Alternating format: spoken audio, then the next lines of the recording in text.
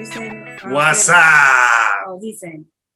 And welcome to Marriage Minutes at His Pace. And today we're going to discuss in-laws. Mommy, I'm sorry. You made it through the holidays in one piece. So evidently your in-laws weren't that bad, or you just didn't go. We don't know yet, but we about to talk about it.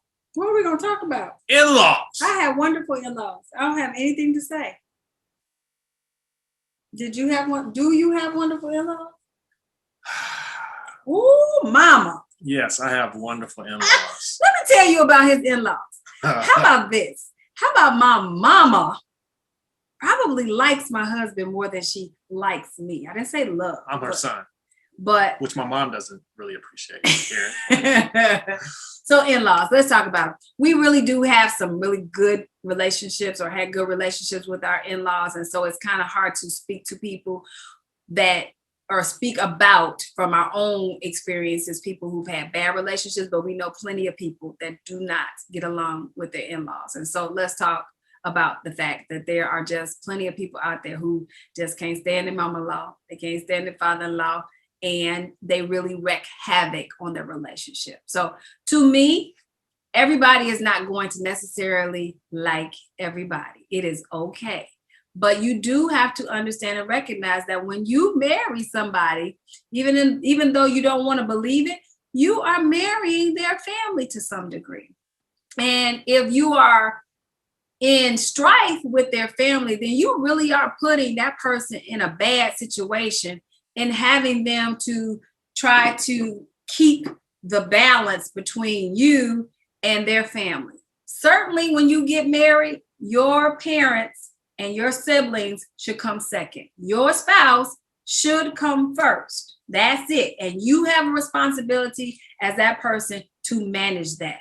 But then as the spouse, I shouldn't be putting all that type of pressure on my husband. If I love him, then I need to recognize that he needs to love and care for his family, maybe not in the same way that he did, but he still needs to do that. And so there are going to be times when it feels like he might be choosing them over me. But if we have communication and conversation about it, then I ought to want my husband. I don't want my husband to treat his mother right. I don't want my husband to have a relationship with his siblings. I shouldn't want to stand in the way of that. And I think sometimes that's where the problems arise. And I think first thing that came to my mind is you should have already assessed the situation before you said I do. That's right. To know how your spouse interacts with their family and the level of dependency that may exist from parents to child.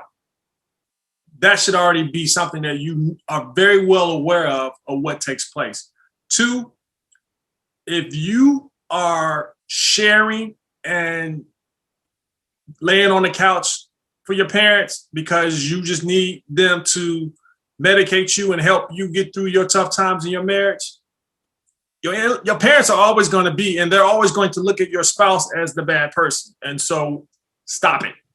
Stop talking to mama, stop talking to daddy about your spouse. Because they don't forgive as easily as you forgive. They will never. And so it's important that you focus. Your first ministry is the person that you said I do to. And it's difficult because you still have relationship with mom and dad and cousins and sisters and brothers. But you have to understand where your first ministry is. And two, you have to understand, and it's hard sometimes when you're close to, that you can't see what maybe somebody else can see.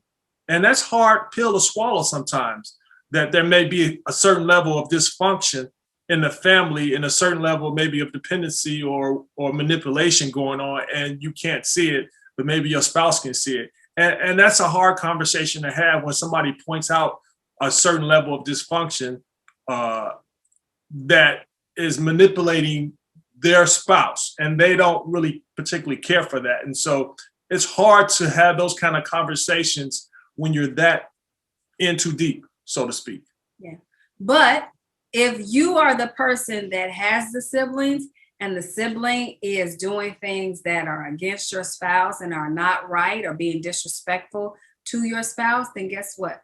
You are the one that has to be responsible to draw the line in the sand, because nobody, not a sister, not a mother, nobody should have the right to disrespect and humiliate your spouse.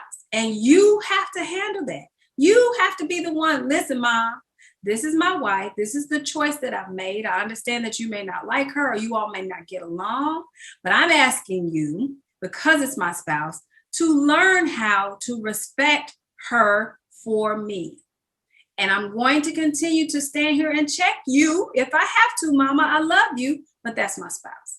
But listen, as the spouse, you shouldn't want your husband to be in that rift too. You shouldn't be making him try to choose and all of that kind of stuff. I've told Mark often, and this is still true, and I think that if you are doing what you are supposed to be doing at home, your wife ain't, if your snow is shoveled at home and you can get to your car because your snow is shoveled, how can I be upset if he went to his mom's house or his sister's house to shovel that snow? How could I? How cruel of me to make my husband choose or make decisions or choices like that when I already know that I'm his first priority.